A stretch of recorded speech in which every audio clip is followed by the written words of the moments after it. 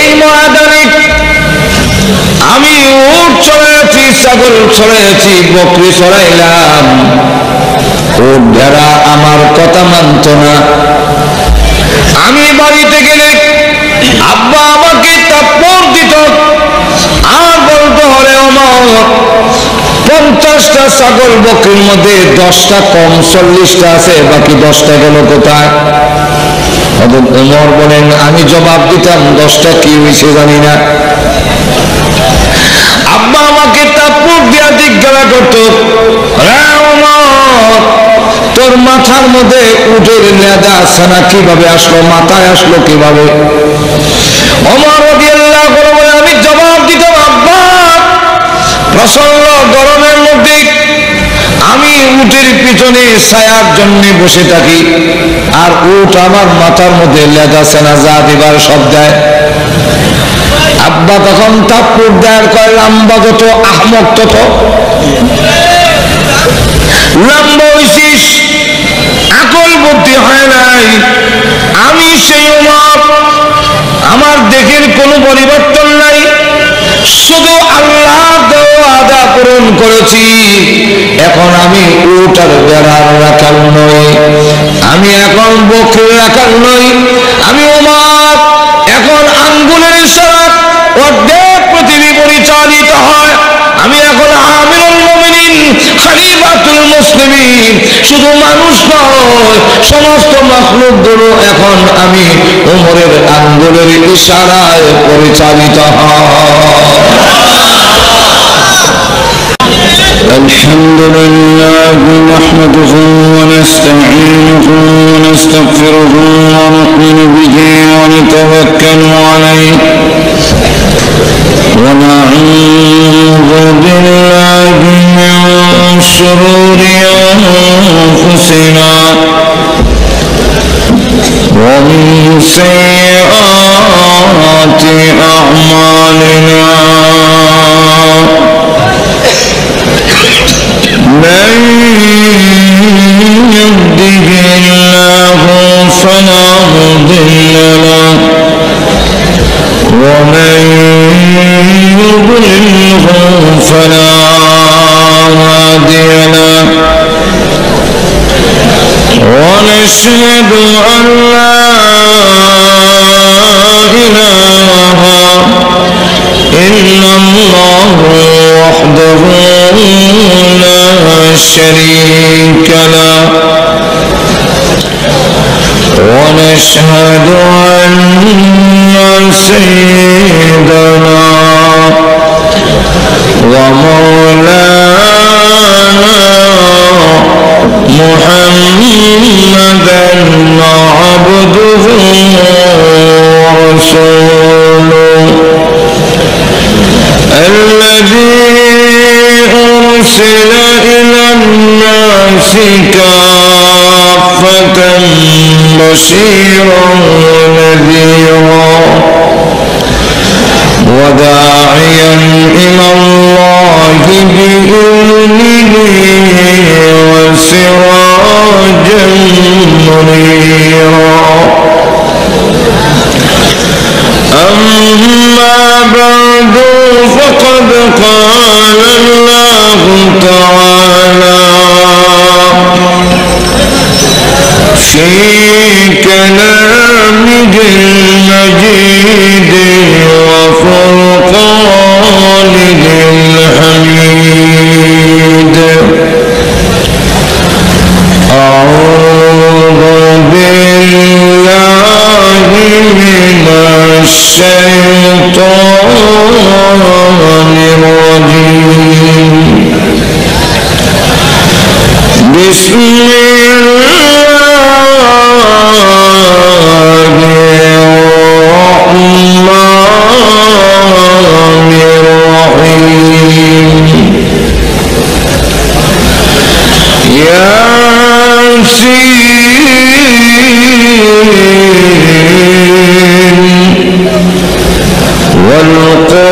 والقرآن الحكيم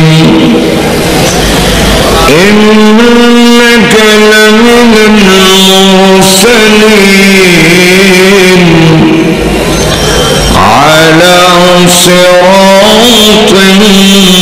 مستقيم تنزيل العزيز الرحيم بارك الله لنا ولكم في القرآن المبين ونفعنا وإياكم بالآيات والذكر الحكيم صلى الله على سيدنا ومولانا محمد وعلى آله وأصحابه وسلم صلى الله على سيدنا ومولانا محمد وعلى آله وأصحابه وسلم ঐতিহাসিক পবিত্র তাফসীরুল কোরআন মাহফিলের অত্যন্ত শ্রদ্ধাভাজন সভাপতি মুআজ্জাজ মুকাররম উলামায়ে কেরাম, উপস্থিত সমবেত প্রাণপ্রিয় মুসলমান ভাইরা, পর্দার অন্তরালে অবস্থানরত অত্যন্ত শ্রদ্ধেয় মা বোনেরা, সর্বপ্রথমেই মহান আল্লাহ পাকের দরবারে অসংখ্য অগণিত শুকর আদায় করছি, যিনি অত্যন্ত দয়া করে আজকের এই মাহফিলে আমাদেরকে শরীক হওয়ার তৌফিক দান করেছেন। এই জন্য আল্লাহ পাকের দরবারে শুকর আদায় করছি, আলহামদুলিল্লাহ। এখানে আসার পরে জানতে পারলাম আজকের আমার বিষয় হলো সূরা ইয়াসিন। সূরা ইয়াসিন অত্যন্ত গুরুত্বপূর্ণ সূরা, যে সূরার ফজিলত যদি বয়ান করা হয় তো আজকের সময় শেষ হবে, ফজিলত শেষ হবে। মোটামুটি কথা হলো আল্লাহর রাসূল বলেন কোরআন মানুষের যেমন দেহের মধ্যে সবচেয়ে গুরুত্বপূর্ণ জায়গার নাম হলো দিল, কলব, ঠিক কোরআন শরীফের কলবের নাম হলো সূরাত ইয়াসিন। আল্লাহ রাসূল সাল্লাল্লাহু আলাইহি ওয়াসাল্লাম বলেছেন যে এই সূরা কেউ যদি একবার তিলাওয়াত করে সে যেন কোরআন শরীফ 10 বার খতম করছে। তাহলে তো আর কোরআন শরীফ পড়া লাগেই না, সূরা ইয়াসিন বললে সারা যায়। আপনার যদি আবার এই প্রশ্ন করেন এর জবাব এখন দেওয়ার সময় নাই, যে সূরা ইয়াসিন একবার পড়লে 10 খতমের সওয়াব কেমনে হয়? তাহলে কোরআন শরীফের ভিতরের এক সূরার নাম সূরা ইয়াসিন, 10 খতমের সওয়াব কেমনে হয়? এর জবাবগুলো বলার সময় নাই, আলোচনা অনেক। 2 নম্বর হলো এই সূরা ইয়াসিন এত গুরুত্বপূর্ণ যে কোনো মানুষ যদি ঘুমাবার সময় একবার সূরা ইয়াসিন তিলাওয়াত করে, ঘুম থেকে ওঠার সময় মহান আল্লাহর পক্ষ থেকে ঘোষণা হয় যে তোমার গুনাহ সব মাফ করে দেওয়া হয়েছে। সূরা ইয়াসিন যদি কেউ তেলাওয়াত করে তো ওই দিন সমস্ত বিপদ আপদ থেকে তাকে হেফাজত করার জন্য এই সূরা হলো তার জিম্মাদার। এই সূরা শুধু এখানেই না, আল্লাহ রাসূল সাল্লাল্লাহু আলাইহি ওয়াসাল্লাম বলেন মানুষের যখন সাকরাত শুরু হয়ে যায়, আল্লামা জালালউদ্দিন সুয়ুতী রাহমাতুল্লাহ আলাইহি নূরুস সুদূর এই কিতাবের মধ্যে লেখেন যে একজন দুইজন না 500 ফেরেশতা সাকরাতগ্রস্ত রোগীকে চাপ দিয়ে ধরে। আজরাইল আলাইহিস সালামের ডান পাশে রহমতের 500 ফেরেশতা থাকে, বাম পাশে গজবের 500 ফেরেশতা থাকে। মানুষ যদি নেককার হয় তখন রহমতের 500 ফেরেশতা তাকে চাপ দিয়ে ধরে। একজন ফেরেশতাই জাতাটা ধরলেও হয় নাই, সেই জায়গায় 500 এমন ভাবে চাপ দিয়ে ধরে তখন আর তার নড়াচড়া করার কোন সুযোগ থাকে না। তখন সে বলতে দেখে, কোরআনের মধ্যে উল্লেখ করা হয়েছে, আল্লাহ রাব্বুল আলামিন বলছেন যে ও ফেরেশতারা আমাকে ছেড়ে দাও, আমার আত্মীয় স্বজন যা আছে সব নিয়ে যাও, আমাকে ছাড়ো। ফেরেশতা বলেন সুম্মা ইউনজিহিকাল্লাহ, কখনোই না, তোমাকে ছাড়া হবে না। ঠিক আছে, তাহলে বালুকার যা আছে সব নাও, আমাকে ছাড়ো না। তাহলে বাংলাদেশের যা আছে সব নাও, তাম পৃথিবীর সব নাও। তারপরে বলা হয় সুম্মা ইউনজিহিকাল্লাহ, ছেড়ে দেওয়ার ওয়ার্ডার নাই। তাহলে আমার স্থাবর অস্থাবর সম্পত্তি যা আছে সব নিয়ে যাও, তথাপি ছাড়া হয় না। কিন্তু ওই সময় আল্লাহ রাসূল বলেন সূরাতু ইয়াসিন তেলাওয়াত করো।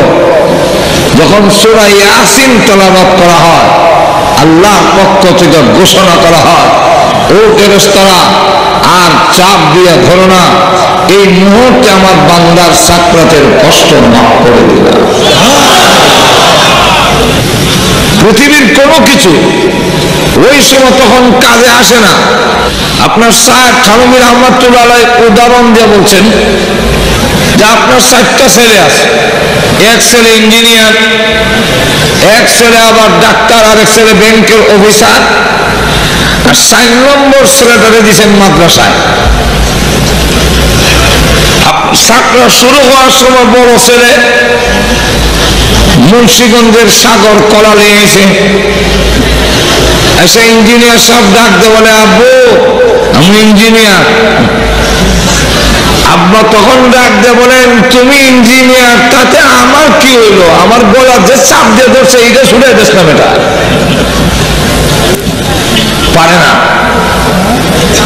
2 নম্বর ছেলে আসলো, তিনি হলেন ডাক্তার, আঙ্গুর নাশপাতি নিয়ে আসলো, এসে বলে, আব্বু আমি ডাক্তার, ডাক্তার ছেলে।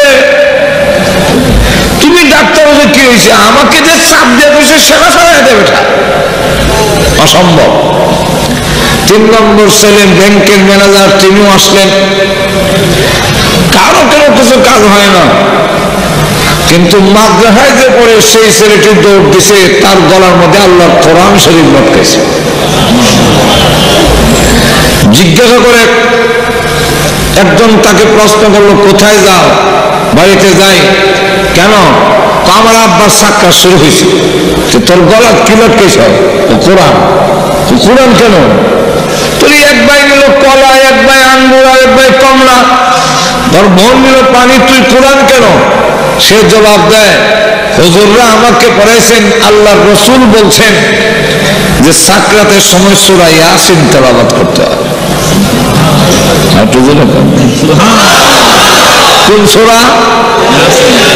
তাই আমি সূরা ইয়াসিন পড়ব। বাবার কানের কাছে গিয়ে পড়ে, ইয়াসিন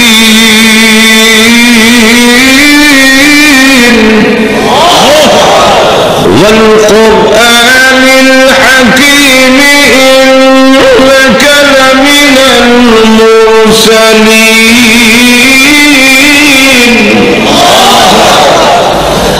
সঙ্গে সঙ্গে আল্লাহ হুকুম দেয়, আর চাপ দিও না, ছেড়ে দাও।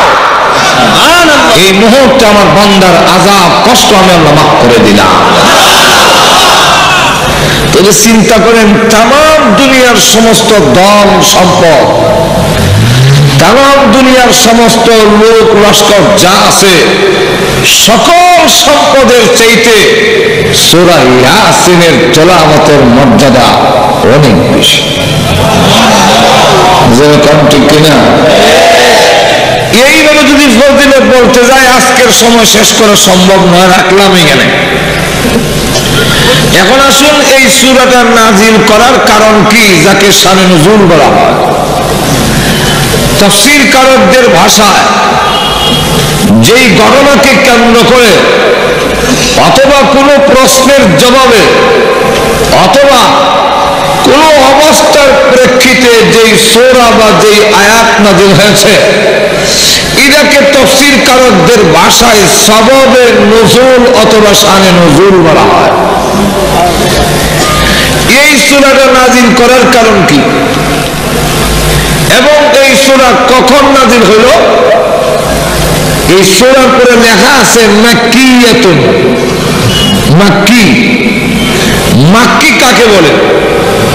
কোরআন শরীফ যে 23 বছর নাযিল হয়েছে, কোন সূরা কোন আয়াত নাযিল হয়েছে পাহাড়ে, কোনটা উটের উপরে, কোনটা ঘরে, কোনটা বাজারে, কোন যুদ্ধের ময়দানে, কোন উহুদ পাহাড়ের গর্তের ভিতরে। এই সবগুলোকে একত্রিত করে তাফসীরকারকরা, মুফাসসির কেরামরা দুই ভাগে ভাগ করে ফেলেছেন।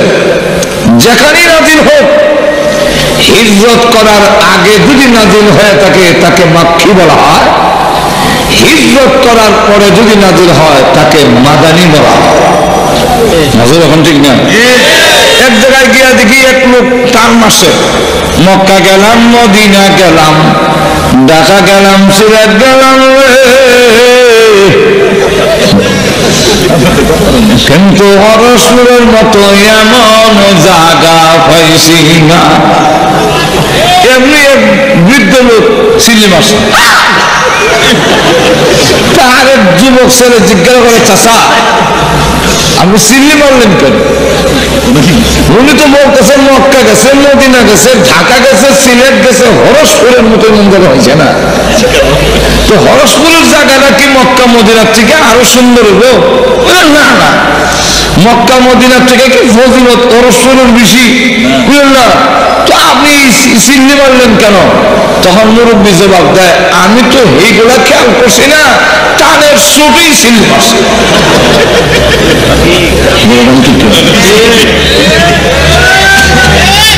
এইগুলা বলতে তো আর কোন মাথা হাত করতে হয় না। আর এক তালুর বাড়ির বাড়িতে মাওই তখন কয়, বাবা আইসে যখন কিছু ওয়াশ করে যাও। মাওই আমি তো হজ থেকে আইসি, আমি তো ওয়াশ শিখছি না। আমার যে রুমাল দেখতেছেন লাল রুমাল, এটা মক্কা থেকে আনছি। লাম পাঞ্জাবি যে দেখতেছেন, এটা আসলে হজ করতে গেলে প্রথমে হাজির সাহেবরা এটা লাম পাঞ্জাবি আনে। এই পাঞ্জাবিটা আসলে কিন্তু হজ থেকে আনছি। রুমাল যেটা দেখতেছেন মাথায়, এইটা আমি মক্কা থেকে আনছি। তখন মাওই কয়, আমরা এখানে ওয়াশ করলো রুমাল মাথা দিয়ে হাত দিলেন না রাম হামদা দিয়া, তো তুমি আবার রুমাল মাথা দিয়ে রাম হামদা হারবে না কেন? মাও মনে করছে এমন রুমাল আল্লাহ হামদা।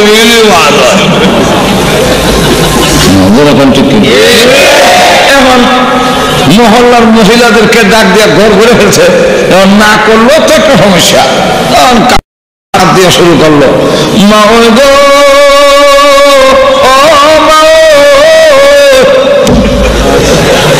যখন চিরাগান গেলাম তো ফানি ছাড়া আর কিছু দেখছি না। কি দেখছে? এরপরে যখন জিদ্দা বন্দর নামলাম তো বালু ছাড়া আর কিছু দেখছি না। এমনি মাওই কান্দা শুরু করছে। মহিলারা কয়, কি গো তোমার বুক চাইলে কি ওয়াজ করে? বালু ছাড়া কিছু দেখছি না, হানি ছাড়া কিচ্ছু দেখছি না, কুরআনও নাই, হাদিসও নাই। তখন মাওই কহ, কথা তো ঠিক হয়, তুমি যে সিল্লি মারলা, আমি তো এইগুলো বুঝছি না, তারা শুরু সিল্লি মারছি। এখন লক্ষ্য করে দেখেন, গভীর রজনীতে তাফসীরের মতো তীক্ষ্ণ জিনিস আলোচনা করা আর শোনেন সেই নার্ভে কাজ করে না। যাই হোক, তবে সংক্ষেপ করে আপনাদের সামনে তুলে ধরার চেষ্টা করব। এখন মাক্কি এবং মদনী এই সূরাগুলোর বিষয় কি, এগুলো আলোচনা করার সময় নাই যে মাক্কি সূরাগুলোর মধ্যে আলোচনার বিষয় কি এবং 30 পারা কোরআনের মূল বিষয়টা কি। মাক্কি এবং মদনী সূরাগুলোর মূল বিষয়গুলো জেনে নেন। মাক্কি সূরাগুলোর মধ্যে 3টি আলোচনা প্রধান, একটার নাম তাওহীদ, একটার নাম রিসালাত, আর একটার নাম আখিরাত। এই 3টার সংক্ষেপ নাম হইল ঈমান। কি নাম? ঈমান। আরো জোরে বলেন কি নাম? তাওহীদ, রিসালাত, আখিরাত। আর মাদানী সূরাগুলোর মধ্যে বেশিরভাগ আলোচনা হইল নামাজের কথা, রোজার কথা, হজের কথা, যাকাতের কথা, সমাজনীতি, ব্যবসা নীতি, এই যাগুলো আছে, যুদ্ধ নীতি, বেশিরভাগ হলো মদনী সূরা। এটার সংক্ষেপ একটার নাম হইল আমল। তাহলে মূল বিষয় হলো 30 পারা কোরআনের মূল সাবজেক্ট, মূল বিষয় হলো ঈমান আর আমল। এই ঈমান এবং আমলের মাধ্যমে আল্লাহ রাব্বুল আলামিন বলে দিয়েছেন, দুনিয়ার রাজত্ব যদি পেতে চাও, দুনিয়ার রাষ্ট্র ক্ষমতা পেতে চাও, নেতৃত্ব পেতে চাও, এই 2 শর্তের বিনিময় দেওয়া হবে। পরকালেও যদি জান্নাত পেতে হয়, এই 2 শর্তের বিনিময় দেওয়া হবে। পরকালেও যদি জান্নাত পেতে হয় ঈমান আর আমলের মাধ্যমে, ইহকালেও যদি রাজত্ব পেতে হয়, তাহলে এই 2 শর্ত পূরণ করো, আমি আল্লাহ ওয়াদা দিলাম পৃথিবীর নেতৃত্ব তোমাদের হাতে দান করা হবে। নাই আয়াতগুলো ধরনের সময় নাই। কোরআন আসেনি এরকম? আপনি যদি বলেন কোরআনে আছে কিনা এরকম? ওয়াদাল্লাহু আল্লাযীনা আমানু মিনকুম ওয়া আমিলুস সালিহাতি লায়াস্তাখলিফান্নাহুম। আল্লাহ রাব্বুল আলামিন বলেন, ওয়াদাল্লাহু আল্লাযীনা আমানু মিনকুম ওয়া আমিলুস সালিহাত। আল্লাহ প্রতিশ্রুতি দিয়েছেন তোমাদের সাথে, তোমাদের মধ্যে যারা ঈমান আনবে আর ওয়া আমিলুস সালিহাত, আমলে সালেহ করবে, লা ইস্তাখলিফান্নাহুম, লাম ইদারা বলা হয় লাম তাকিদ, লা ইস্তাখলিফান্না, এই ফান্না যে ফান্না নুন ইদারা কয় নুন তাকিদ, কথা বুঝছেন? এখন ঘরেও তাকিদ, আগেও তাকিদ, এর অর্থ হলো নিশ্চয় নিশ্চয় আমি আল্লাহ পৃথিবীর খেলাফত নেতৃত্ব তোমাদেরকে দেব। আপনারা বলতে পারেন যে তো আসবেন না, না, পরে আল্লাহ দৃষ্টান্ত দিয়া বলেন, কামাস্তাখলাফাল্লাযীনা মিন ক্বাবলিহিম, যে এইভাবে তোমাদের পূর্ববর্তী লোকদেরকে দিয়েছিলাম আজও দেব। আল্লাহ পৃথিবীর দৃষ্টান্ত আনছেন যে পিছনে দিয়েছিলাম। হযরত সুলাইমান আলাইহিস সালামকে তামাম পৃথিবীর রাজত্ব দিয়েছিলেন, যেরকম ঠিক কিনা? হযরত ওমর রাদিয়াল্লাহু আনহুকে রাজত্ব দিয়েছিলেন, যেরকম দেন নাই? তাহলে মাক্কি সূরাগুলো আর মাদানী সূরা এবং 30 পারা কোরআনের মূল বিষয় বলে দিলাম, মনে আছে তো? একটার নাম ঈমান আর একটার নাম, আরো বলে বলেন, ঈমান আর আমল। যেমনি ভাবে আল্লাহর প্রতিশ্রুতি, আল্লাহর ওয়াদা, এটা কি কোনোদিন মিথ্যা হতে পারে? আরো জোরে কন। তাহলে আল্লাহ যে বলছেন তামাম পৃথিবীর নেতৃত্ব তোমাদেরকে দেওয়া হবে, এখন আমি আপনাদের কাছে জানতে চাই, তামাম পৃথিবীর নেতৃত্ব কি মুসলমানের হাতে না কাফেরের হাতে? তাহলে আল্লাহর ওয়াদা গেল কি? বুঝা গেল আমরা শর্ত পূরণ করলে, এরকম ঠিক না? আল্লাহ দিলেন, আমার সাথে আপনার ওয়াদা করলেন যে হুজুর আপনি আইলে আপনাকে সম্মান করা হবে, আমিও যদি না আই সম্মানও নাই, ঠিক তেমনি হবে আল্লাহ রাব্বুল আলামিনের ওয়াদা, তোমরা 2 শর্ত পূরণ করো, আমি আমারটা করব। লক্ষ্য করে দেখেন, বিশ্বনবী রাহমাতুল লিল আলামিন সহ আবু বকর সিদ্দিক এবং ওমর রাদিয়াল্লাহু আনহু কোনো ভার্সিটিতে লেখাপড়া করেননি। তিনি যারা বেশি লেখাপড়া জানতেন তাদের খাতায় ওমরের নাম নাই, এবং ওমর রাদিয়াল্লাহু আনহু নিজে একটি মাঠ দেখে চোখের পানি ছেড়ে দিয়ে কাঁদতেছেন। লোকেরা জিজ্ঞাসা করেন, ওমর আপনি এই ময়দানের দিকে তাকায়া কাঁদছেন কেন? উনি বলেন, আমার পেছনের ইতিহাস মনে হয়ে গিয়েছে। পেছনের ইতিহাস কি? আমি ছিলাম এই মাঠের একজন ছাগল বকরির রাখাল। যেরকম ঠিক কিসের রাখাল? এই ময়দানে আমি উট চড়াইছি, ছাগল চড়াইছি, বকরি চড়াইলাম। উট ভেড়া আমার কথা মানত না। আমি বাড়িতে গেলে আব্বা আমাকে থাপ্পড় দিত আর বলতো, হরে ওমর, 50টা ছাগল বকরির মধ্যে 10টা কম, 40টা আছে, বাকি 10টা গেল কোথায়? ওমর বলেন, আমি জবাব দিতাম 10টা কি হয়েছে জানি না। আব্বা আমাকে থাপ্পড় দিয়া জিজ্ঞাসা করতো, তোর মাথার মধ্যে উটের লেদা ছানা কিভাবে আসলো, মাথায় আসলো কিভাবে? ওমর রাদিয়াল্লাহু আনহু বলে, আমি জবাব দিতাম, আব্বা, প্রচন্ড গরমের মধ্যে আমি উটের পিছনে ছায়ার জন্য বসে থাকি, আর উট আমার মাথার মধ্যে লেদা ছানা যা দিবার সব দেয়। আব্বা তখন থাপ্পড় দেয়ার কয়, লম্বা যত আহমক তত, লম্বা হইছিস, আকল বুদ্ধি হয় নাই। আমি সেই ওমর, আমার দেখের কোনো পরিবর্তন নাই, শুধু আল্লাহ দেওয়া আদা পূরণ করেছি। এখন আমি উট আর ভেড়ার রাখাল নই, আমি এখন বকরির রাখাল নই। আমি ওমর, এখন আঙ্গুলের ইশারায় অর্ধেক পৃথিবী পরিচালিত হয়। আমি এখন আমিরুল মুমিনিন, খলিফাতুল মুসলিমিন।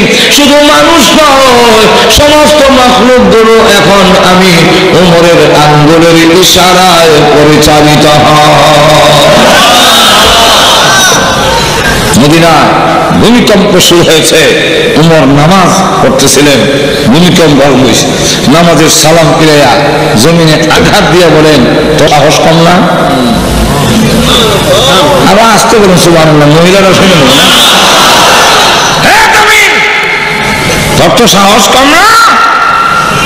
তোর পেটে শুয়েছেন সাইয়্যিদুল মুরসালিন,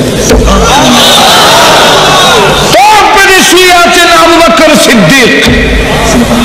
আমি ওমর তোমার পেটের উপরে নামাজ পড়তেছিলাম। তোমাকে তো সৃষ্টি করছে আমার কল্যাণের জন্য, না? তোমাকে তো বলে দেওয়া হয়েছে আমার অনুগত থাকার জন্য। আল্লাযী জাআলা লাকুমুল আরদা যালুলা ফামশু ফি মানাকিবিহা। তোর কাঁধে সওয়ার হব আমি, তুই আমাকে বহন করবে, এই হলো তোর কথা। আমি যত অন্যায় করি তুই কথা বলবি না। একদিন জমিন কথা বলবে, এখন বলে না কেন? আপনি জিনা করলেও বলে না, খুন করলেও বলে না, লাশ আইনা গর্তের মধ্যে রেখে দিল গোপন করে, জমিন কিচ্ছু বলে না। অথচ জমিন একদিন কথা বলবে।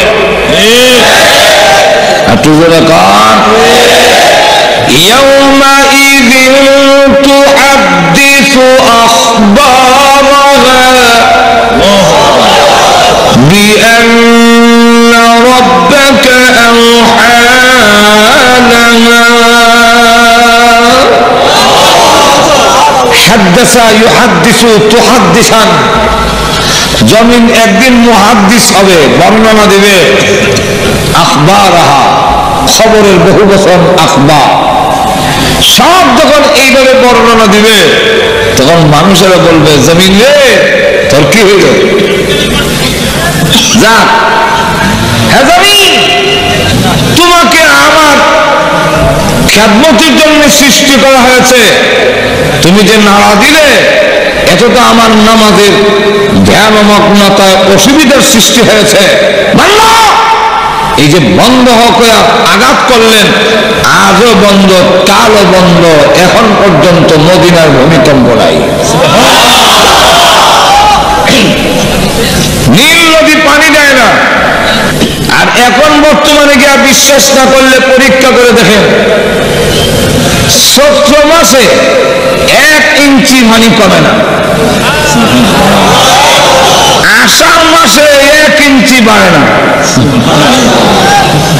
যেখানে আছে সেখানে কমেও না, বাড়েও না। কেন? ওমর রাদিয়াল্লাহু আনহু সিডি দিয়েছিলেন, বিসমিল্লাহির রহমানির রহিম মিন জানিবে ওমর ইবনুল খাত্তাব ইলা বাহরিন নীল। খাত্তাবের ছেলে ওমরের পক্ষ থেকে নীল নদীর কাছে সিডি, হে নীল নদী, আমার সিডি পাইতে দেরি হবে, পানি দিতে দেরি করতে পারবে না। যদি পানি দিতে দেরি করো বরাত করে দেওয়া হবে। তোমার মতো নদীর আমার কোনো প্রয়োজন নাই। আর কিছু বলবেন না সুবহানাল্লাহ। সিরিটা পাঠিয়ে দিলেন মিশরের তদানীন্তন গভর্নর আমর ইবনুল আস রাদিয়াল্লাহু আনহুর কাছে। বললেন যে সিরিটা জায়গায় পৌঁছাইয়া দিও। লোকেরা হাসে আর কয়, এমন আশ্চর্য কথা শুনছি না। লোকেরা গেছে দেখার জন্য। হযরত আমর ইবনুল আস সরের মধ্যে সিটি রেখে উনি পাড়ের দিকে দৌড়ায়, পানিও পিছনের দিকে দৌড়ায়। এই যে নদী বললো, আজও বললো, কাজে বললো, আর কমে না। হযরত ওমর রাদিয়াল্লাহু আনহু কত বলবো, শুরুতেই তো স্বপ্ন দেন। ওমর রাদিয়াল্লাহু আনহু যখন নাকি শুনলেন যে মদিনার টর্নেডো আসতেছে, বিশ্বের সবচেয়ে বড় ক্ষমতাধর রাষ্ট্র এখন কোনটা জানেন? বাংলাদেশ, আমেরিকা। এবারও আমি আসার পরে আর গতবার আমি যাওয়ার আগে তাদের বাণিজ্যিক রাজধানীর নাম হলো নিউ ইয়র্ক। নিউ ইয়র্কের মধ্যে সবচেয়ে গুরুত্বপূর্ণ শহরের নাম হলো ম্যানহাটন। তারা গর্ব হইল ম্যানহাটন ভূমিকম্প হবে না, কোনোদিন টর্নেডো হবে না। কিন্তু গত বছর এই বছর আপনি খবর পত্রিকা দেখছেন, দেখেন নাই যে টর্নেডোর হামলা। এখন তারা অবস্থায় এরকম সেবার পত্রিকা এবং টেলিভিশনে দেখাচ্ছে এত মাইল স্পিডে টর্নেডো আসবে। এই লোকজন বাড়ি দর্শনে নিরাপদ জায়গায় যাও, নিরাপদ জায়গায় নেওয়ার জন্য চেষ্টা করে। টর্নেডোকে প্রতিহত করার মতো ক্ষমতা নাই।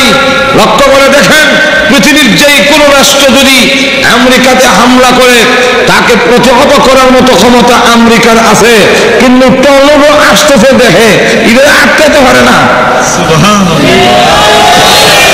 আর তুজুরও কম না পারবে না, যেটা আল্লাহ আগে বলে দিচ্ছেন ১,৫০০ বছর আগে। আর তুজুরও কম না বলবো কোরআনের আয়াত না, অসুবিধা হচ্ছে? ইল্লা আযাব রাব্বিকা লাওয়াকি' মা লাহু মিন দাফি'। হে রাসূল, আপনার রবের পক্ষ থেকে যখন আযাব পতিত হবে, মা লাহু মিন দাফি', তাকে প্রতিহত করতে পারবে না। এটা ওই সময় যখন নাকি বদরের যুদ্ধে বন্দীদেরকে ছেড়ে দেওয়া হবে জামিন দিয়ে, তখন এক কাফের সর্দার আসলো তাদেরকে জামিন দিয়ে ছোটানোর জন্য। আর রাসূল তখন কোরআন শরীফ পড়তেছেন, সূরা তূর পড়তেছেন। আর এই আয়াত পর্যন্ত যখন গেছে ইন্না আযাব রাব্বিকা লাওয়াকি' মা লাহু, তখন ওই সর্দার ডাক দিয়া কয়, মুহাম্মদের ধর্ম গ্রহণ না করে উপায় নাই, বাধ্য হইয়া খুশি। এমনি না, সিবা পেলে সিবা বলে কি সিবা? মুহাম্মদ তো তোমার কিছু কইল না, মানলো না, তো কি সিবা? তখন ডাক দেওয়া কয়, সিবাটা কি বুঝছো না? তুমি তো দেখো নাই। বলে না। বলে আমি যখন মুহাম্মদ সাল্লাল্লাহু আলাইহি ওয়াসাল্লামের কোরআন শরীফ পড়া শুনতেছি, আর যখন পড়লো ইন্না আযাব রাব্বিকা লাওয়াকি' মা লাহু মিন দাফি', এমনি তাকায় দেখি উপর থেকে একটা কালো গজবের হাত, লম্বা লম্বা নখ, লম্বা লম্বা চুল আমাকে ধরার জন্য এইভাবে আসতেছে। আমি তখন ডাক দিয়ে বললাম, এই হাত লাত উজ্জা মানাতের দোহাই দেই, আমার ধরিস না। দোহাই মানে না, হুমকি দিলাম আমার গোষ্ঠী বলো সন্ত্রাসী গোষ্ঠী, তোর হাত ভেঙে ফেলবে, এরপরেও মানে না। যখন দেখলাম হাত একবার আমার গাঢ় লেগে গেছে, এমন সময় ভাবলাম মুহাম্মদের কালিমাটা বলে দেখি। এমনি বললাম লা ইলাহা ইল্লাল্লাহ, তাকায় দেখি হাত আধা উপরে উঠে গেছে, এমনি আমি আরো বললাম লা ইলাহা ইল্লাল্লাহ, আরো উঠে। তখন আমি লা ইলাহা ইল্লাল্লাহর জিকির শুরু করে দিলাম, লা ইলাহা ইল্লাল্লাহ, লা ইলাহা ইল্লাল্লাহ। আর দেখে হাতকালি উপর দিকে যায়। এখন আমার বিশ্বাস হয়ে গেছে লাত উজ্জা মানাত গজব থেকে রক্ষা করতে পারে না, পৃথিবীর কোন শক্তি গজব থেকে রক্ষা করতে পারে না। রক্ষা করতে পারে একমাত্র মুহাম্মদের কালিমা। তাই বাধ্য হয়ে মুহাম্মদের কালিমা পড়তে হয়েছে।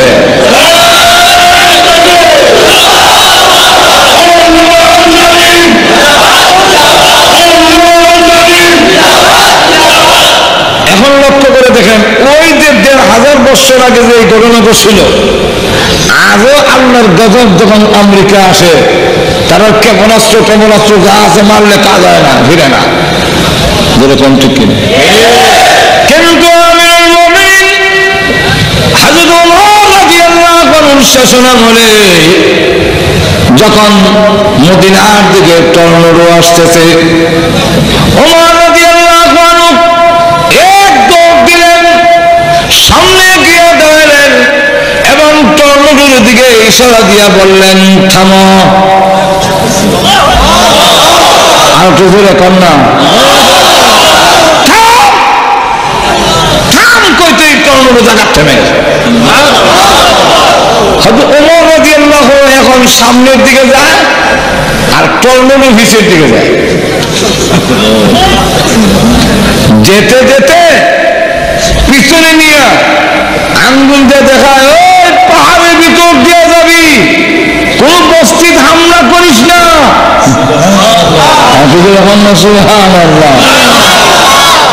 এখন আঙ্গুলের ইশারা যেই দিকে দিছে ওই দিকে টর্নেডো পাহাড়ের ভিতর দিয়ে চলে গেছে, কোন বস্তিতে হামলা করলো না। আল্লাহ রাব্বুল আলামিন বলেন আজও ওয়াদা ঠিক আছে, ওমরের মতো ঈমান হোক, তোমাদের ঈমান তোমাদের আমল ওমরের মতো যদি হয়, আজও পৃথিবীর নেতৃত্ব তোমাদের হাতে দেওয়া হবে, সন্দেহ না। ২ নম্বর হলো এই পৃথিবীর থেকে বিদায় হইয়া জান্নাত পাইতে গেল ঈমান আমল ছাড়া হবে না। ঈমান আমল ছাড়া হবে না। আমরা খাই না কেন, মায়ের খাই কেন? আমরা না ঈমান সংশোধন হয়েছে, না আমল সংশোধন হয়েছে। ঠিক কিনা? আল্লাহ রাব্বুল আলামিন বলেন ইন্নাল্লাযীনা আমানু ওয়া আমিলুস সালিহাত কানাত লাহুম জান্নাতুল ফিরদাউসি নুজুলা। আল্লাহ রাব্বুল আলামিন বলেন নিশ্চয়ই যারা ঈমান এনেছে এবং আমলে সালেহ সৎ কর্মপরায়ণ হয়েছে, আমি আল্লাহ তাদেরকে জান্নাতুল ফিরদাউসের মেহমান বানাবো। জান্নাতুল ফিরদাউসের মেহমান। মেহমান বলার কারণে আপনারা আমার মনে করেন না কয়েকদিন রেখে বিদায় দিব। মেহমান শব্দটাই বোঝা যায় তাহনের লোকরা। আপনারা আমার কথা বুঝেন কি ভালো? কিছু হা না কইে যদি কেউ বলে উনি আমার মেহমান, এটি বোঝা যায় আর বুঝবার বাকি থাকে না, উনি থাকবে না, চলে যাবে। ঠিক না? শ্বশুর বাড়িতে তো কেউ থাকে না, থাকলে মেহমান থাকে না, শেষ পর্যন্ত গজ জমায়া হয়ে যায়। তাহলে আল্লাহ যে বললেন মেহমান বানাবেন, এতে বোঝা যায় বের করে দিবেন। তাই পরের আয়াতে বলেন খালিদিনা ফিহা লা ইয়াবগুনা আনহা হিওয়ালা।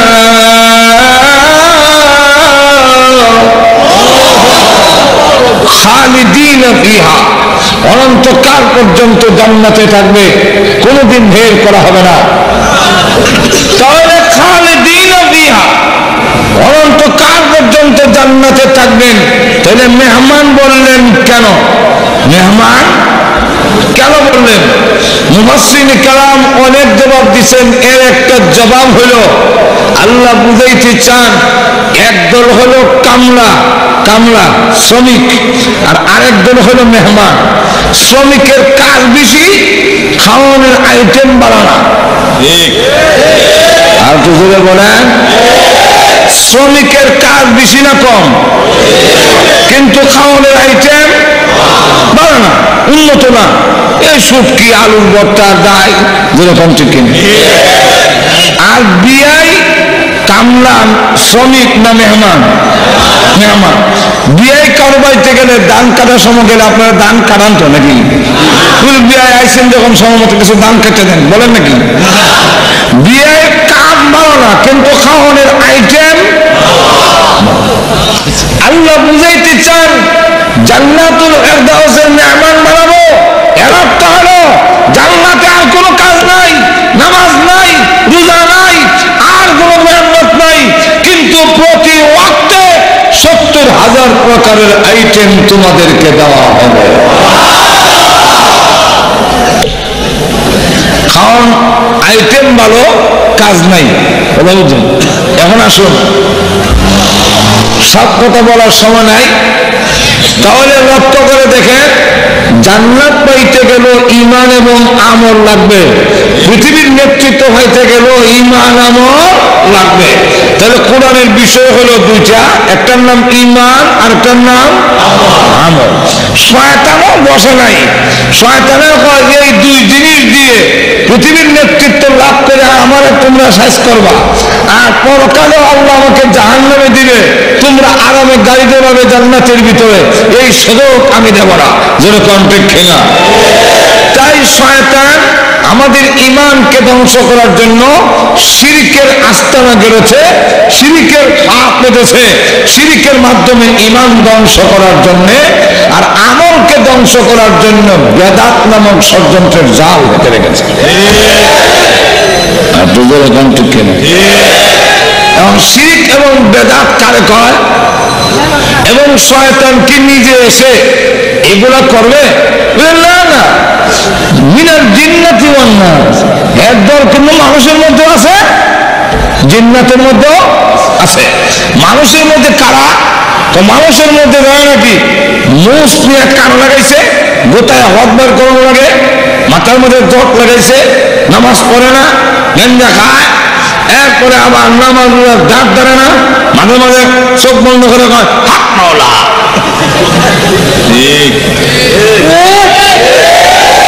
আর বলে নামাজের দরকার নাই, উজু কুচুলো লাগে না, পানির নিচে মোমের বাতি বান বাতাসে নিভে না, আরিফি আউলিয়ারা নামাজ পড়তে উজু গোসল লাগে না। একটা গাছের 3টি ডাল, কোন ডালেতে কদুর বিলাল, তখন বুঝবে যারা নামাজ লাগে না বলে মিস্টার ইবলিস তো আর দেখা যায় না, এটাও ওই মিস্টার ইবলিস। আর তো যেরকম যাই হোক, তাহলে মাক্কি সূরার বিষয় কি, মদিনা সূরার মাদানী সূরার বিষয় কি, আপনারা সংক্ষেপে কিছু জেনে নিলেন। এবার আসুন, আমি যে সূরা আমাকে বিষয় দেওয়া হয়েছে, এই সূরা মক্কায় অবতীর্ণ হয়েছে। কোথায়? মক্কায়। তার শানে নজুল বলবো, শানে নজুল নাযিল করার কারণ, একটা কারণ হলো বিশ্বনবী রাহমাতুল লিল আলামিন যখন দাওয়াতের কাজ শুরু করলেন, তখন তারা বলল যে এই মুহাম্মদ সাল্লাল্লাহু আলাইহি ওয়াসাল্লাম লাস্তা মুরসালা, তিনি রাসূল নন, তিনি আল্লাহর পক্ষের রাসূল নন, আল্লাহর পক্ষের প্রেরিত নন, তিনি হাটে যায়, তিনি বাজারে যায়, আমাদের মতো খায়, আমাদের মতো ঘুমায়, বিয়ে করেন, শাদী করেন, উনার ছেলে মেয়ে হয়েছে, সুতরাং উনি আমার নবী হবেন কেমনে? উনি নবী নন, লাস্তা মুরসালা, তিনি রাসূল নন। আল্লাহ রাব্বুল আলামিন তখন সূরা ইয়াসিন নাযিল করে একটা তাকিদ দিয়ে বলেন, ইন্নাকা লামিনাল মুরসালিন, তোমরা বলো রাস্তা মুরসালা, আমি রাসূল বলি, আমার রাসূল মুহাম্মদ সাল্লাল্লাহু আলাইহি ওয়াসাল্লাম নিশ্চয় নিশ্চয় তিনি রাসূলদের মধ্যে শ্রেষ্ঠ রাসূল। এই রাসূল প্রমাণ করার জন্য, এবং রাসূলকে বলতেছেন, আরো কি বলে, শুধু তিনি রসুলই না, আলা সিরাতিন মুস্তাকিম, উনি সিরাতে মুস্তাকিমের উপরে সুপ্রতিষ্ঠিত। এই হলো এক শানে নজুল। যখন কাফেররা বলল যে তিনি আমাদের মতো বাজারে যান, আমাদের মতো খান, আমাদের মতো ঘুমায়, বিয়া শাদী করে, উনি আবার রসুল কেমনে, লাস্তা মুরসালা, উনি রসুল কিছু নন। আল্লাহ রাব্বুল আলামিন তখন রসুলের পক্ষে এই সূরা নাজিল করলেন। গেল একটা। 2 নম্বর শান নজুল হইল রসুল সাল্লাল্লাহু আলাইহি ওয়াসাল্লামকে যখন বলা হলো আপনি কোরআন তেলাওয়াত করুন, তো যেই মাত্র রসুল তেলাওয়াত শুরু করলেন, কাফেরদের মধ্যে জাল জ্বলা শুরু হয়েছে, ভূমিকম্প আরম্ভ হয়েছে। কোরআন তেলাওয়াতে মানুষের কলবের মধ্যে ক্রিয়া শুরু করছে। কোরআন তেলাওয়াতে মানুষের দিল চেঞ্জ করে ফেলে। যখন কোরআন তেলাওয়াত শুরু করলো, তখন আবু জাহেল আর ওলীদ ইবনে মুগীরা আর একটার নাম নাসর ইবনে হারেস, তারা বলে সিদ্ধান্ত নিল যে আমরা কেউ কোরআন শুনবো না। শুনলেই যখন অবস্থার পরিবর্তন হয়, কেউ কোরআন শুনো না। এই আইন পার্লামেন্টে পাশ করে যখন ছেড়ে দেওয়া হলো, কেউ কোরআন শরীফ শুনবে না, আইন করছেন। আল্লাহ কোরআনে বলছেন, وقال الذين كفروا لا تسمعوا لهذا القرآن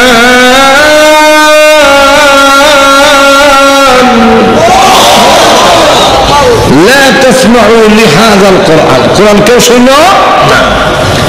এখন দেখা গেল যারা আইন করছে কোরআন শুনে না, এরাই দেখা যায় কোরআন শোনার জন্য দাঁড়ায় আছে। এখন একজন একজনকে জিজ্ঞাসা করে, তুমি না আইন করছো শোনার নাই? তুমিও তো আইন করছো শোনার নাই, তো তুমি আসলে কেন? তুমি আসলে কেন? কথা হলে বোঝা যায় এই আইন দিয়া সাধারণ পাবলিককে আটকায় রাখা সম্ভব নয়। অতএব আমাদের আইন পরিবর্তন করার দরকার। আর তো জোরে কর না। তখন কি করলো? আয়াতের শেষের অংশ, ওয়ালগাউ ফীহি লাআল্লাকুম তাগলিবুন।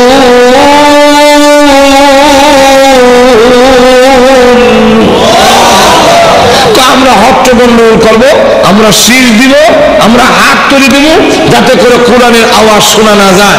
আর এতে গিয়া ক্রিয়া যেটা হইতেছিল সেটা হবে না। এখন দেখা গেল শীষ দিয়া, আটটালি দিয়া, বাজনা বাজাইয়া নজর ইবনে হারেস নর্তকী এনে আনলো, গান শুনাইলো। কিন্তু নর্তকী দিয়া মানুষকে আটকা রাখতে পারে না, গান গজল দিয়া মানুষকে আটকা রাখতে পারে না। এর কারণ হলো গান গজলে হয়, এটা হয় রিয়াকশন, আর কোরআনে হয় অ্যাকশন। আর তো যেরকম বলে কেমনে বলবো, আরো করে বলেন।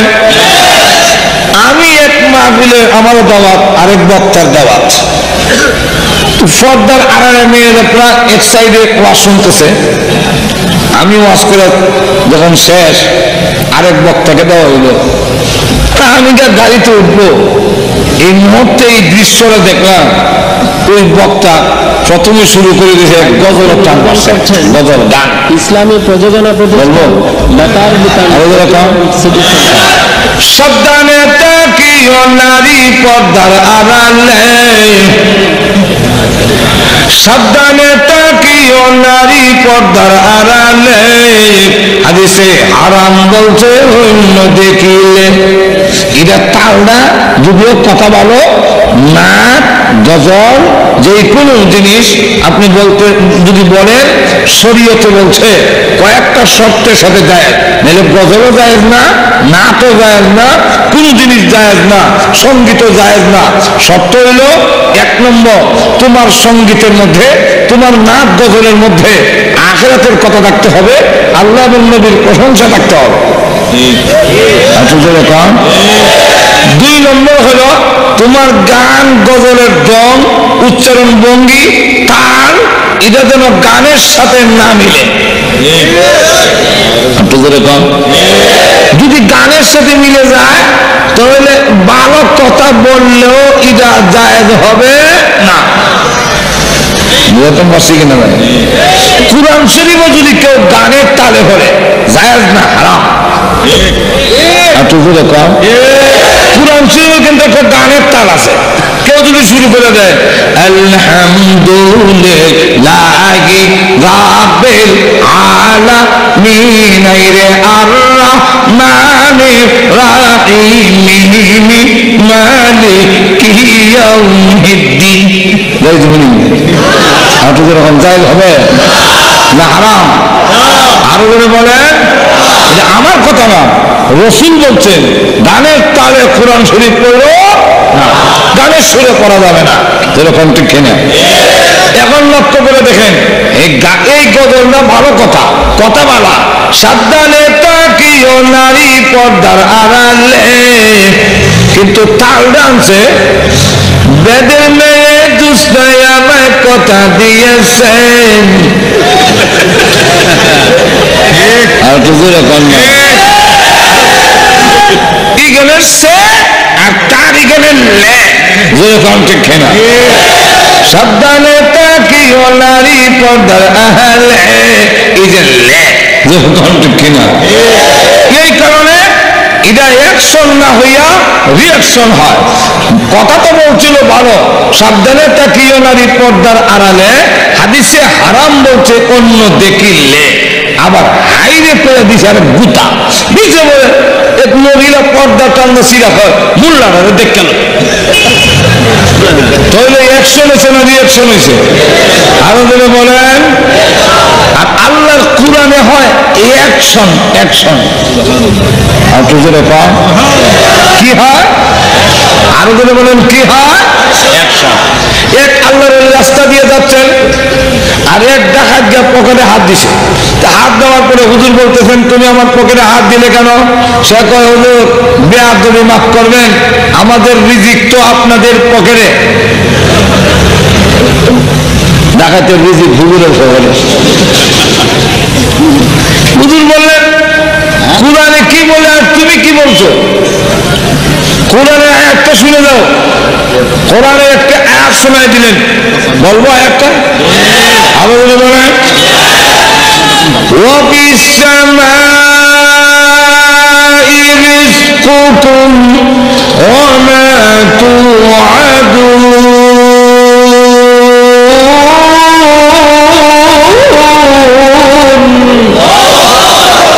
আল্লাহ রাব্বুল আলামিন বলেন তোমাদের সকলের রিজিক হলো আসমানে, আর তুমি তালাশ করো আমার পকেটে। এত আরো অসন্ত হয়েছে, টাকা নিয়ে চলে গেছে। কিন্তু অ্যাকশন কি হইল? যখনই ঘুমাইতে যায় ওই কথা তার ভিতরে উদয় হয়, যখন নাকি সে খেতে যায় তখনও এই কথা উদয় হয়, বাজারে গেলে তার ভিতরে উদয় হয় রিজিক আসমানে, হুজুরের পকেটে কেন হাত দিলি?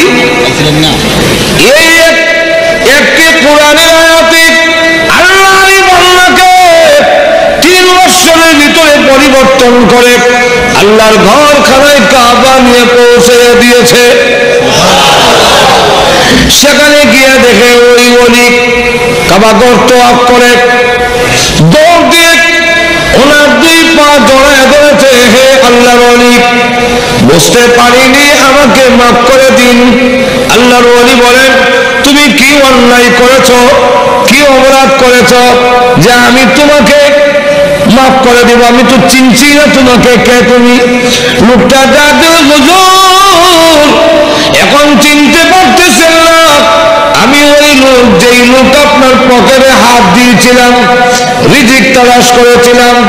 আপনি আমাকে কোরআনের একটি আয়াত তেলাওয়াত করে শুনিয়েছিলেন, ওই একটি আয়াতে 3 বছরের ভিতরে আমার গোটা জিন্দগি পরিবর্তন করে আল্লাহর ঘর খানায় কাবা পর্যন্ত পৌঁছাইয়া দিয়েছে।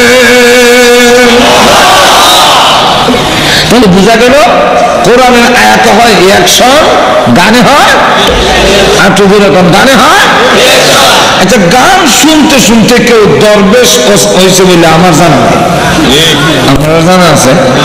আর তো বলেন, কিন্তু কোরআন শুনতে শুনতে দরবেশ হয়েছে এমন ঘটনা একটা না, অনেকটা। জোরে বলেন ঠিক কিনা? তাই আল্লাহ রব্বুল আলামিন যখন রসুলকে বললেন আপনি কোরআন পড়েন, তখন তারা কয় রক্তকুণ্ডল সৃষ্টি করব, হাত তুলে দিব, শীষ দিব, যাতে করে মুহাম্মদের কোরআন তেলাওয়াত শোনা না যায়। লক্ষ্য করেন, তখন তারা কয় নিষেধাজ্ঞাও কাজ হয় না, হট্টগোল করেও যখন কাজ হয় না, নজর ইবনে হারেস সে নর্তকী অর্ধ ল্যাংটা কইরা আগের আমলের কিস্সা কাহিনী বাজনার সাথে তাল দিয়া নর্তকীরা গান গায়া গায়া অঙ্গভঙ্গি দিয়া এরপরে শোনায়। কেমন অঙ্গভঙ্গি? আমরা দেশের কিছু আছে না যারা এমন কথা বলে, বন্ধু আমার বাড়ির সামনে দিয়ে হাইটটা যায়, বুকটা আমার হাইটটা যায়, আরো যখন নাই এইগুলা দিয়ে যুবকদেরকে আরো উস্কানি দেওয়া হয়, আরো গুণের দিকে উৎসাহিত করা হয়। তো ওই যুগের নর্তকীরা আগের আমলের কিস্সা কাহিনী যেগুলো নাকি ছন্দ আকারে মিলাইল মিথ্যায় বলা, এই জাতীয় কবিতাগুলো শোনায় অঙ্গভঙ্গি দিয়ে কোরআন শরীফ থেকে মানুষকে দূরে সরানোর জন্য। এইগুলা দিয়ে যখন ব্যর্থ, কোরআন থেকে আটকাইতে পারে না, কোরআন একটি সমাজ পরিবর্তন করার জন্য বিপ্লব শুরু করে দিয়েছে, মানুষের অবস্থার পরিবর্তন করে দিয়েছে, কোনো অবস্থা আটকে রাখতে পারে না। মুহাম্মদ সাল্লাল্লাহু আলাইহি ওয়াসাল্লামকে পাগল বলে আখ্যায়িত করে তাও আটকানো যায় না, জাদুঘর বলে আখ্যায়িত করে কোরআন শরীফ থেকে মানুষকে সরানো যায় না। বরং যাদেরকে বলে যে মুহাম্মদ পাগল, সে বরং এসে কোরআন তেলাওয়াত শুনে ইসলাম ধর্ম গ্রহণ করে যারা রাসূলকে পাগল বলেছিল তারাই পাগল প্রমাণিত হয়ে যায়। এখন আবু জাহিল তখন সিদ্ধান্ত নিল, অসুবিধা গেছে আর একটু জোরে কান, আর কিছু সময় অসুবিধা হবে, আর কিছু সময় অল্প সময়। তাহলে শুনে, আবু জাহেল তখন সিদ্ধান্ত নিলে যেহেতু লাঠি আমাদের হাতে, ক্ষমতা আমাদের হাতে আছে, অতএব শূন্য না এই কথা আর বলার দরকার নাই, সত্যিই দেওয়া হবে না। ঘুমাই গেছেন নাকি? কিছু হা না করে শূন্য না এই কথা আর বলবো না। এখন থেকে ঘোষণা হলো মুহাম্মদ সাল্লাল্লাহু আলাইহি ওয়াসাল্লামকে কোরআন পড়তেই দেওয়া হবে না।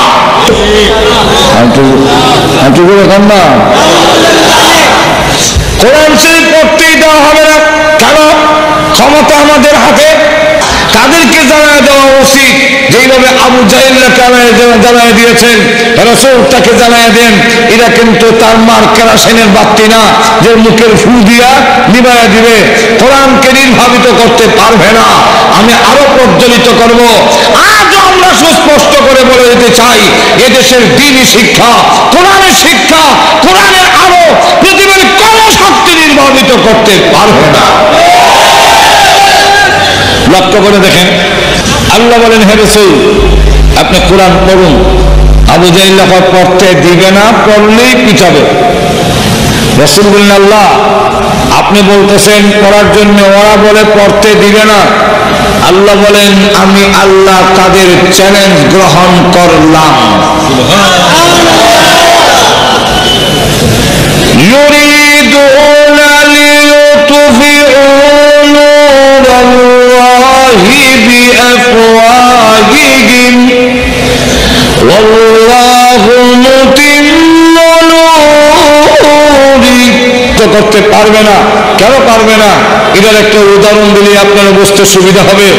একটা গ্রাম এলাকা, যে এলাকার কোনো কারেন্ট যায়নি এখনো, এমন এলাকার থেকে বালুকার শহরে এক লোক আনছে একটা ছেলে বাসার কাজকর্ম করার জন্য। ওই ছেলে জীবনে আর লাইট দেখছে না, কারেন্টের বাতি দেখে নাই। তাকে বললো এ বেটা সুইচটা অফ কর, বাতিটা অফ কর। তো বাতিটা অফ করে কথা বলার পরে সে টেবিলে উঠা লাইটের কাছে গিয়ে ফু দেয়। আমি আপনাদের জিজ্ঞাসা করতে চাই, এইভাবে ফু দিলে লাইটের আলো নিবে তো?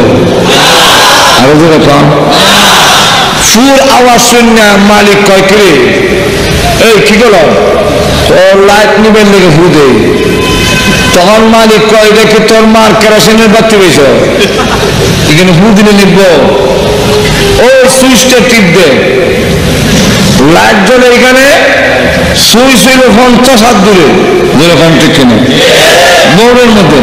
তো লাইটটা যেই মাত্র সুইচটা অফ করছে বাতি নিভে গেছে।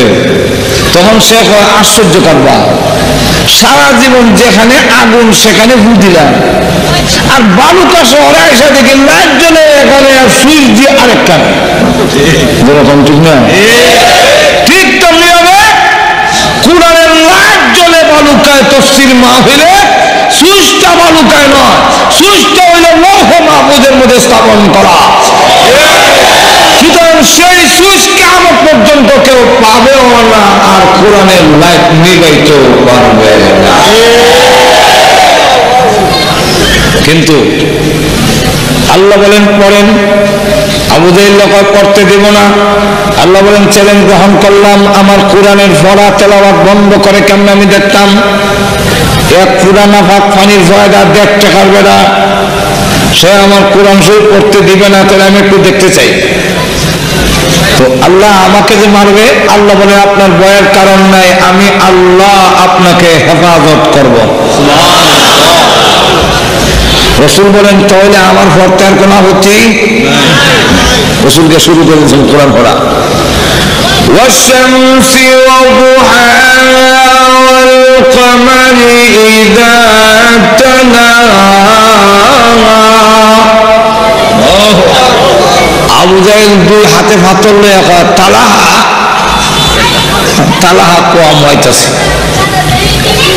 রসুলের কাছে গিয়ে যখন আট উপর দিকে উঠেছে রসুলের গায়ে মারবে, এখন রসুলও দেখা যায় না, আটও দেখা হয় না। আর তুই কন না, এখন আট যদি বাঁকা না হয় মারবে কি করে? কিন্তু আবার এই জায়গা নড়ে যাতে ভাতটা হ্যান মাথার মধ্যে পড়ে।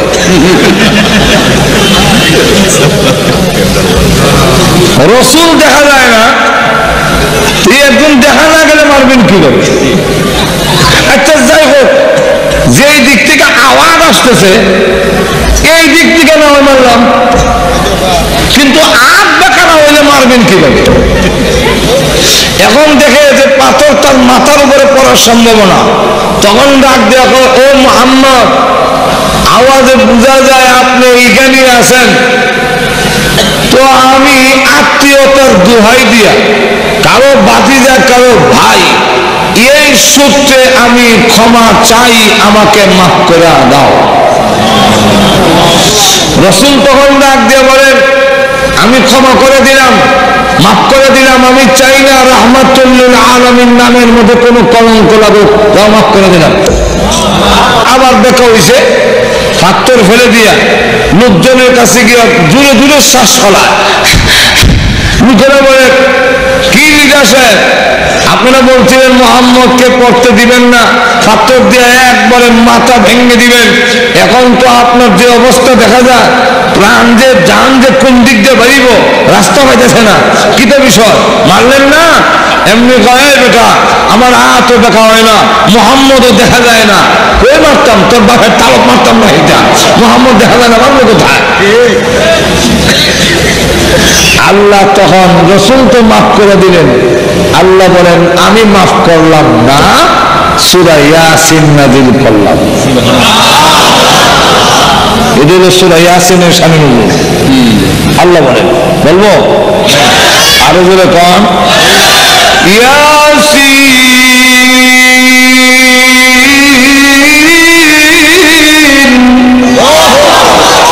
ওয়াল কুরআনিল হাকীম ইন্নাকা লামিনাল মুরসালিন আলা সিরাতিন মুস্তাকিম তানজিলাল আজিজির রহিম।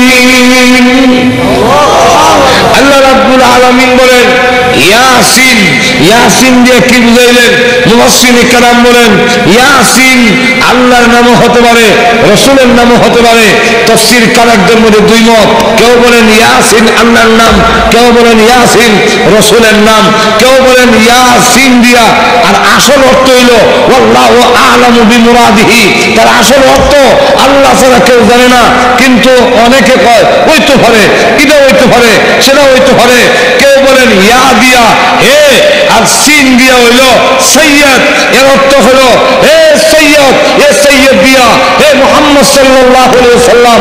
কেউ বলেন ইয়াসিন দিয়া আল্লাহ বুঝাইছেন ইয়া মানে হে, আর সিন মানে ইনসান, ইনসান দিয়া বুঝে মানুষ। ইয়াসিন হে মানুষ মানে হে মুহাম্মদ সাল্লাল্লাহু আলাইহি ওয়াসাল্লাম। কেউ বলেন ইয়াসিন ইলা দিয়ে আল্লাহ বুঝাইছেন ইয়া আইয়ুহার রাজুল, হে মুহাম্মদ সাল্লাল্লাহু আলাইহি ওয়াসাল্লাম। অর্থাৎ রাসূলকে সম্মানসূচক ভাবে আল্লাহর নাম উচ্চারণ না করে দুনিয়ার মানুষের সামনে তুলে ধরলেন। মুহাম্মদের সম্মান মর্যাদা এত বেশি যে আমি মুহাম্মদ তার নাম উচ্চারণ করি নাই। আর তুজুরে কন্যা সব নবীর নাম কুরআন শরীফে আছে, নাম ধরে ডাক দিয়েছেন আল্লাহ না বলে ডাক দেন নাই। ইয়া আদম নাম ধরে ডাক দিয়েছেন। ইয়া আদম অর্থ হইল হে, হে আদম, আমার বাংলা হইল হে আদম। আল্লাহ আদমের নাম ধরে ডাক দিয়েছেন। আবার নূহ নবীকে ডাক দিয়েছেন ইয়া কইয়া, ইয়া নাম ধরে ক্বালা ইয়া নূহ, হে নূহ নবী নাম ধরে ডাক দিয়েছেন। ইব্রাহিম নবী নাম ধরে ডাক দিয়েছেন ওয়ানাদাইনাহু আইয়া ইব্রাহিম, নাম ধরে হে ইব্রাহিম নাম ধরে ডাক দিয়েছেন। মূসা নবীর নাম ধরে ডাক দিয়েছেন ওমা তিলকা বিয়ামিনিকা ইয়া মূসা। ইমের নাম ধরে ডাক দিয়েছেন ইয়া জাকারিয়া, ইয়া ইয়াহইয়া। কিন্তু 30 পারা কোরআনের ভিতরে কোথাও ইয়া মুহাম্মদ আছে? আপনি ধরে বলেন যাক, ডাক দিয়ে বলেন ওয়াল কুরআনিল হাকীম।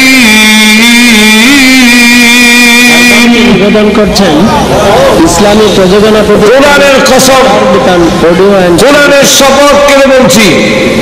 কোন কোরআন? কোরআনের সিফত বয়ান করেন আল হাকিম। হাকিম মানে, হাকিমের ব্যাখ্যা দিতে গেলে আজকের দিনে হবে না।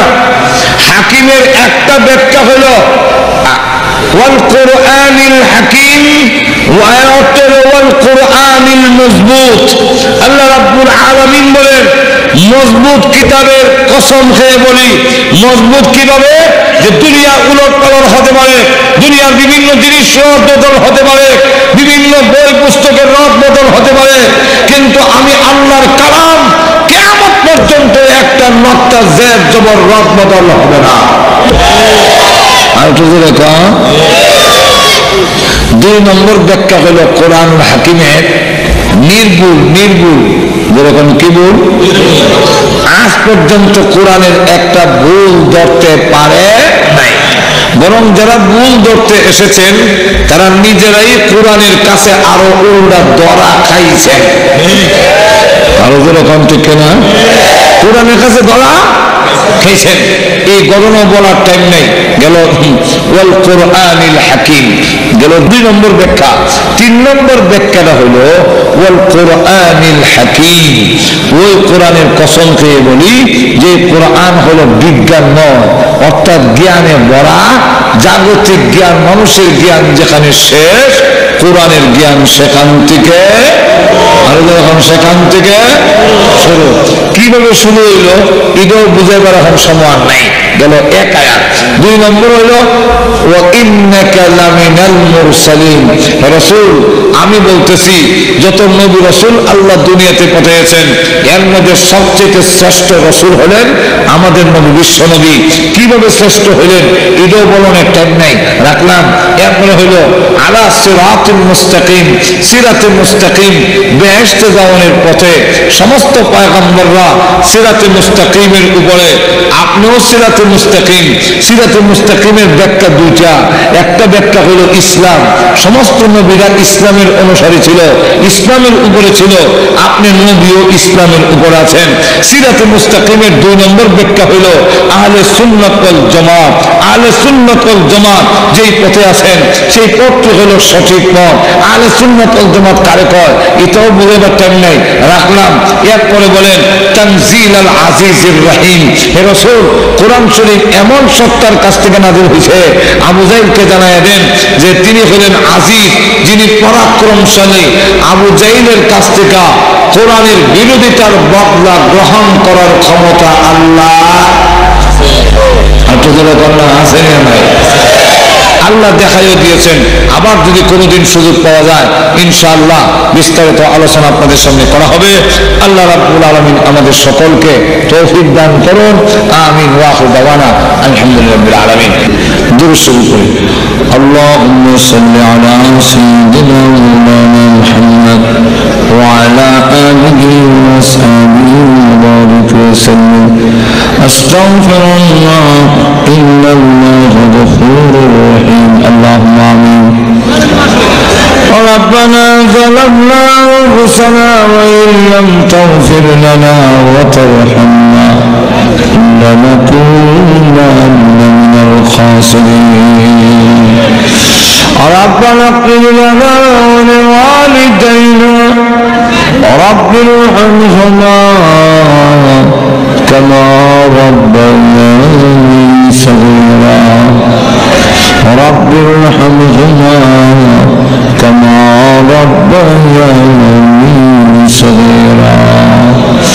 রব্বুল আলামিন সারা জীবনের গুনাহ বোঝা মাথায় নিয়ে আসামির বেশে অপরাধীর বেশে বিক্ষোভ কান্দারের মতো আলেম ওলামা নিয়ে সরদারি ওলা মুরব্বী নওজোয়ান ভাইদেরকে নিয়ে মাসুম বাচ্চা নিয়ে পর্দার আড়ালের নেককার মা বোনদেরকে নিয়ে আল্লাহ আমি গুনাহগার মুসাফির অবস্থায় হাত বাড়াইলাম, মেহেরবানি করবো জিন্দেগির গুনাহ মাফ করে দাও।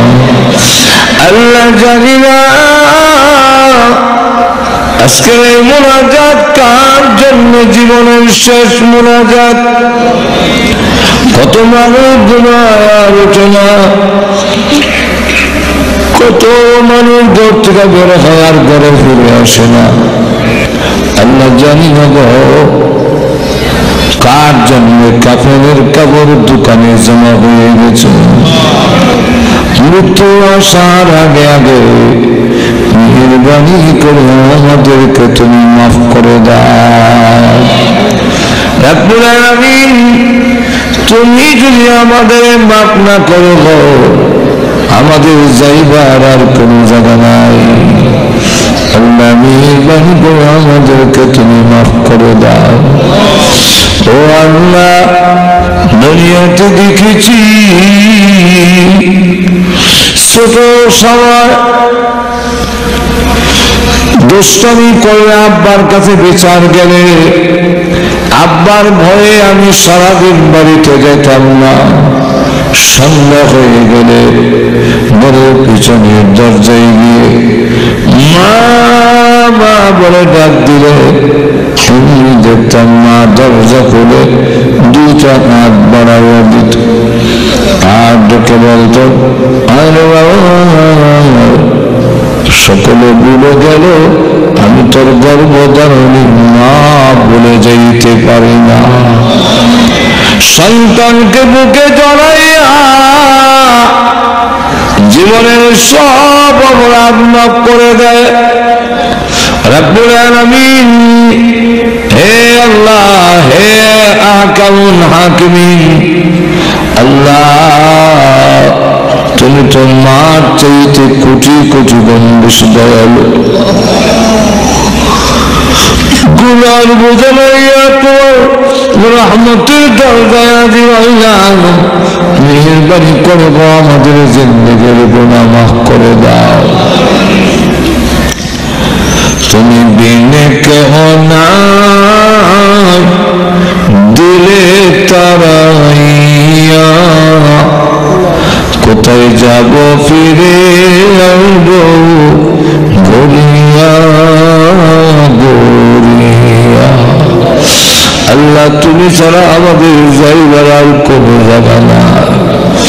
আল্লাহ আমরা যে উদ্দেশ্য তুলেছি প্রত্যেকের নেক আশা পূরণ করে দাও।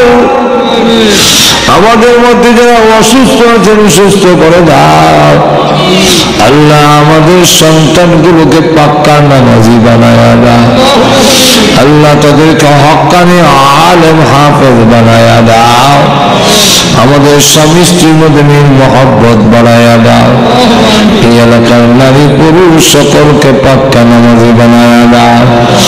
রব্বুল আলামিন আল্লাহ তাআলা প্রভু, ও প্রভু আমাদের পক্ষ থেকে লাখো কোটি দরুদ ও সালাম সোনার মদিনা পৌঁছাইয়া দাও। আল্লাহ আজকে এই তাফসীর মাহফিলের আয়োজন যারা করছেন, শোনার জন্য যারা এসেছেন, আল্লাহ সাহায্য সহযোগিতা করেছেন, টাকা দিয়া পয়সা দিয়া শ্রম দিয়া, মেহেরবানি করে এই মাহফিলের সকলের জন্য নাজাতের ওসিলা বানায়া দাও। রব্বুল আলামিন আমাদের আল্লাহ যত আত্মীয় স্বজন বিশেষ করে মা বাপ যাদের কবরে কবরে আছেন, আল্লাহ মা বাবার কবরে আযাব দিও না। আল্লাহ মার কথা বলতে পারি না, গর্ভে থাকা অবস্থায় আমি কত লাঠি মার করে যাই মারছি, কত রাত গেল আমি আমার মাকে ঘুমাইতে দেই না। আল্লাহ ওই মাকে দেই যাইব, মার কবরে আযাব দিও। আল্লাহ মার কবরে আযাব দিও না। আল্লাহ আব্বার কবরে আযাব দিও না। মা বাবার কবরে জান্নাতের বাগান বানায়া দাও। রব্বুল আলামিন আল্লাহ তাআলা তুমি হে আল্লাহ আমাদের দাদা দাদি নানা নানি শ্বশুর শাশুড়ি আত্মীয় স্বজন ভাই বোনদের বন্ধু বান্ধব যে যেখানে কবরে কবরে আছেন, আল্লাহ সকলের কবরের আযাব মাফ করে দাও। আয় আল্লাহ তাআলা আমাদের সকলকে মক্কা মদিনা বারবার জিয়ারত করার তৌফিক দাও। আয় আল্লাহ যেদিন মরণ দাও গো ঈমানের সাথে মরণ দিও, ঈমান বানায়া কবরে নিও না। আয় আল্লাহ ক্যান্সার দিও না। আল্লাহ হাড় কিডনি নষ্ট করে দিও না। আল্লাহ করেছে যে বিষ্ণু ফেলে রেখে মরণ দিও না। আল্লাহ রাস্তাঘাটে গাড়ির নিচে কারণে বেইজ্জত করে মেরো না। আল্লাহ যেদিন মরণ দাও শাহাদাতের মরণ দিও। আর আমার কমসে কম জুম্মার দিনে আমাদের সেজদার মধ্যে মালাকুল মউত পাঠাইয়া দিও। রব্বুল আলামিন এই এলাকার অনেকেই ছিলেন আল্লাহ হযরত মাওলানা বেলায়েতুল্লাহ নূর সাহেব, উনি স্ট্রোক করে হাসপাতালে পড়ে আছে। আল্লাহ তাকে হায়াতে তয়্যিবা দাও, শিফায়ে আজিলা কামিলা ইনায়াত ফরমাও। আল্লাহ পূর্ণ সুস্থতা দান করো। আল্লাহ তাআলা আমরা ভিখারি, আমরা ভিক্ষুক কাঙ্গাল, তোমার নবীর উম্মত এই সত্যতা পারলাম খালি হাতে বিরোধ দিও না। ভিখারি দুয়ারে খাড়া আল্লাহ দয়া করে, ভিখারি দুয়ারে খাড়া আল্লাহ দাও দয়া করে। মুহাম্মদ মুস্তাফা